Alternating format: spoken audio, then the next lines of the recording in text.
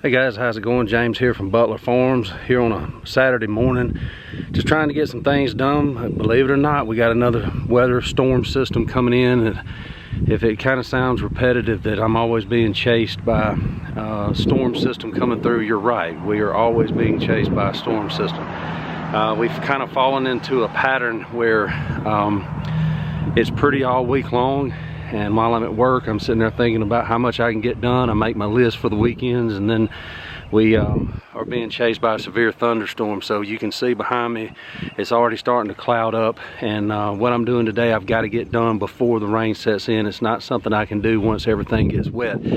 So let me share with you what I'm doing today. I am out here at my fruit trees up here by the catalpa trees, and giving them a good dose of fertilizer, cleaning them up a little bit, and getting them ready for the year. Now this will be, I usually do this twice a year. Kind of a late start with it this year. I've just been so far behind, and with the weather being what it's been, just now getting to it. It's fine.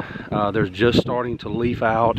You know, it's still very early in the growing season, and so you know, it's not that big a deal. And but I do need to get it down before this rain comes in. You know, the old saying is you never put fertilizer down when it's wet outside. It'll burn anything it touches, and I've seen that happen. Now I don't use chemical fertilizers.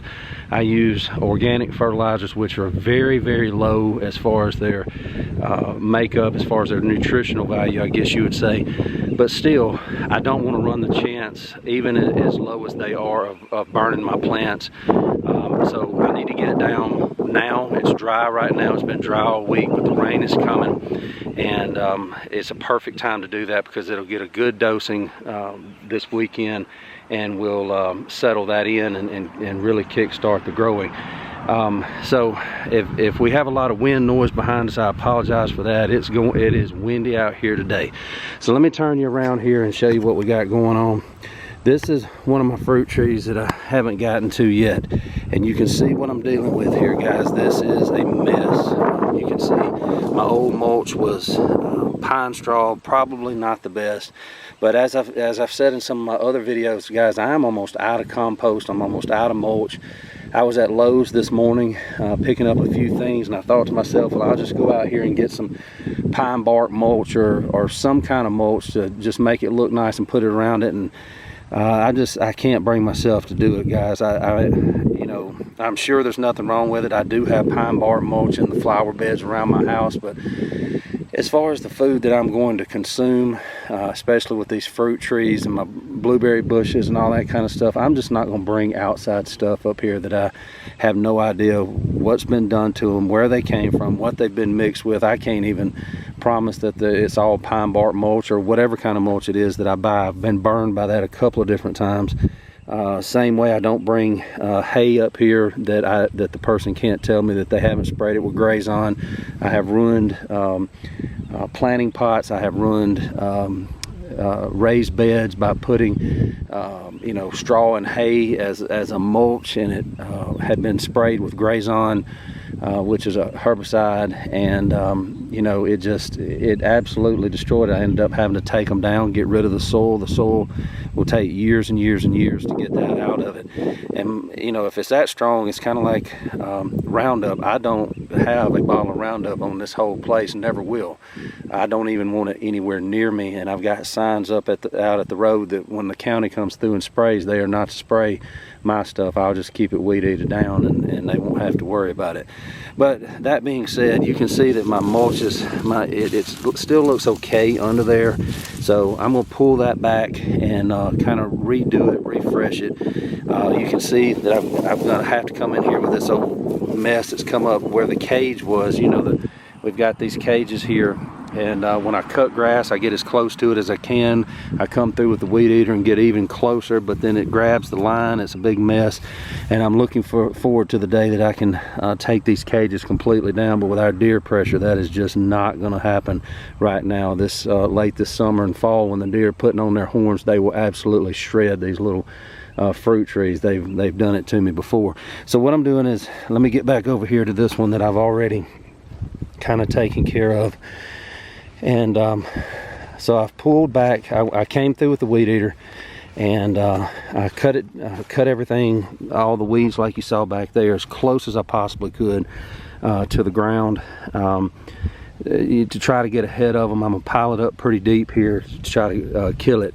Now what I'm using is this Dr. Earth.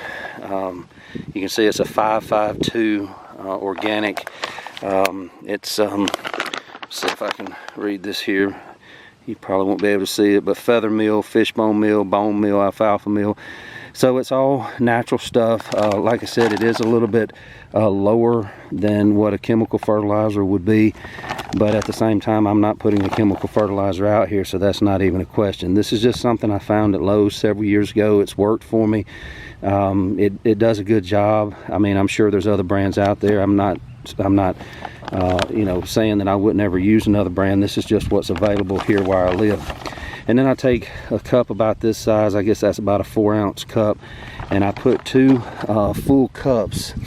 It calls for a cup for every inch of diameter. So using my finger as a gauge there, that's about 2 inches. That's about 6 inches off the ground. It's about 2 inches wide.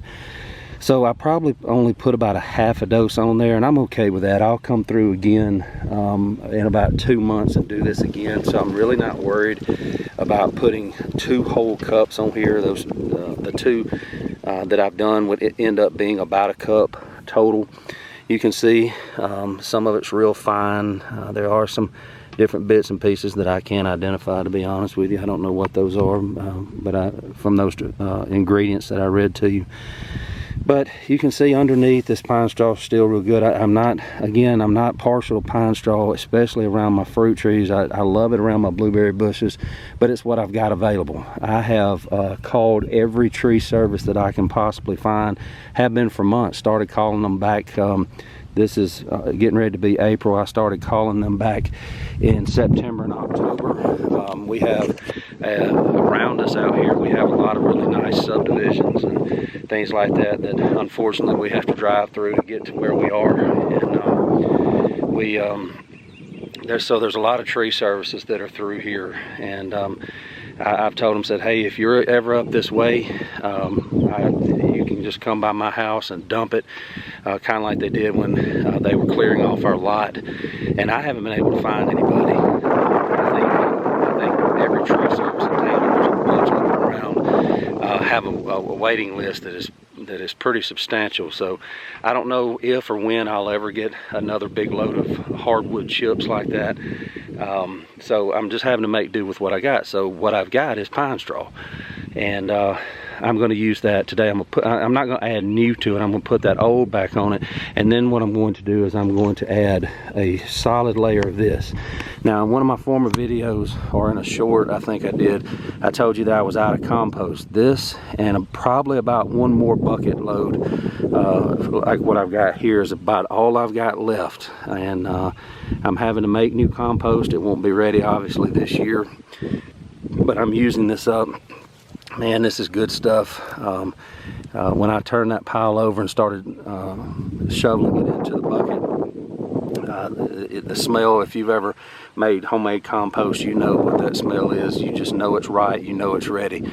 So I'm going to put the pine straw back. I'm going to pile it up with this, and not only will it act as a mulch to try to keep the weeds down, try to keep the moisture level where it's supposed to be, it's also going to feed this over time.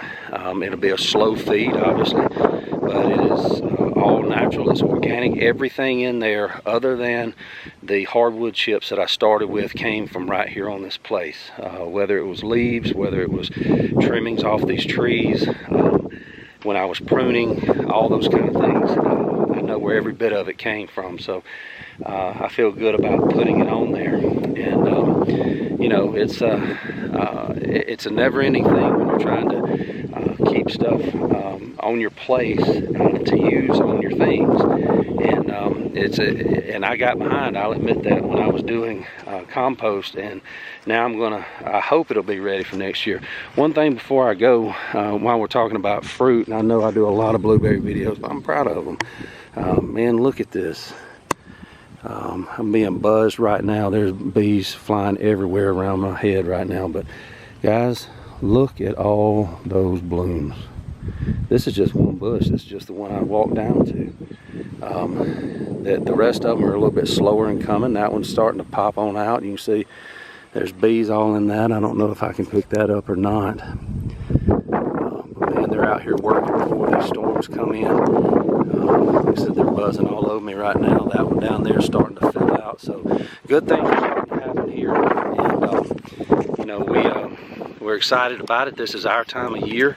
You know, the beginning is always the exciting part, and we are. And so what I'm going to do now is I got to finish the one that I just showed you, this pear tree that I just showed you. I got to go down the line and get this done because, as you can see behind me and hear probably in the microphone, the wind is blowing. It is coming. The temperature's changing. So we got the weather on the way, and hopefully one of these days I'll have a weekend that's pretty and nice that I can actually click that list off at a high rate. But it won't be this weekend, but I'm going to be sure to knock this out. Guys, I'm going to leave it right there. We'll do an update later on these fruit trees and see how well this worked. And you know, we're always going to keep it real here. We're going to, if we have success, I'm going to show you. If it absolutely fails, I'm going to show you, and we'll try to figure it out together to see what it is that's going on. But I'm going to get back to work, and don't forget to like, subscribe, and share. Please, guys, when you watch, hit that thumbs up. Be surprised just when a video comes out and people start hitting those thumbs up, you start seeing it roll up on Facebook, not on Facebook, on YouTube, and it gets more views, and I really do appreciate that. Tell a friend about what we're doing here, and get them watching too. And guys, we'll see you next time. Y'all stay safe out there, especially if you're in the southeast with these storms coming. God bless. This is James from Butler Farms, and we'll be seeing you.